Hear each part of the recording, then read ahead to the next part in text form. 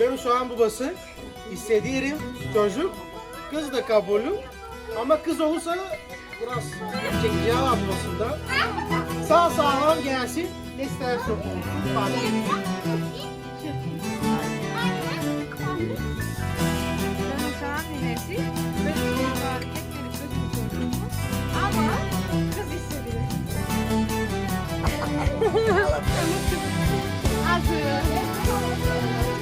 3, 2, 1. Ben dedesiyim.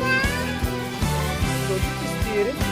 Ama ben kız olurum. Sonuna kadar kız değilim. Hani benim şunları da çocuk da desinler. Ben diyelim kız.